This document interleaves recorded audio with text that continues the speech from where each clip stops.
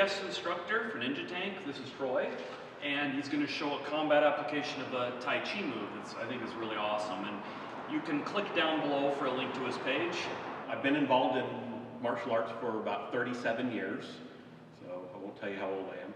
But in this particular art, about 22 years, and this comes specifically from Chen style Tai Chi. Okay, so this is a combination of two techniques actually. We're going to be covering Kao, which is translated as bumping, and then we're going to add Fa Jing, which is explosive energy to it. So just to start off, I'll show you just what bumping is. So you want to do the exercise we did, okay? Okay. Remember it, so we're going to step to the corner and turn, or we'll do shoulder, bump, okay? It's just bumping. It's very literal, okay? Hip. One more. Okay? That's basically it. You can bump with any part of the body. There's butt cow, okay? A headbutt is considered cow, okay? But when you add explosive energy to it, it becomes something completely different. Okay, so I will demonstrate shoulder cow with Fa Jing, and we'll do it from both sides. Okay. Ready? Okay, so we're mixing it up and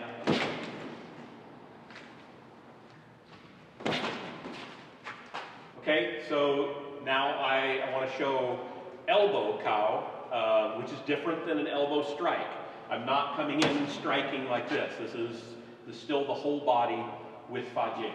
Okay, so Fa Jing it's explosive energy, so it's unlike a regular strike where you're relying more on muscle and some structure, but muscle to create the power. This is exploding from the ground all the way up. So starting on the mechanics of it, we really need to start from the feet and work our way up. So basically, you start with the weight in the back leg, you sneak step forward, you bring the weight forward, but you don't rock forward and then come back. You keep the weight sort of back, sort of centered, and you do this. So I'm not coming really forward into the front leg, because I would be overcommitting. So now for the whole body, we're starting off in a fighting stance, okay? And the weight is back so that we can take that sneak step and come in and pull that back foot up. So that's my favorite, is dropping the hand, covering, okay? Okay?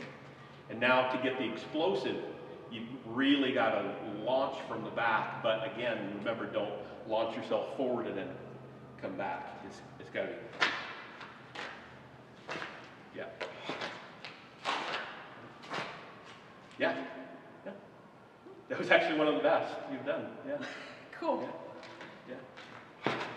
So you're going to throw a right jab, I shoot into it, I'm still covered, and that's when I come in with the shoulder strike.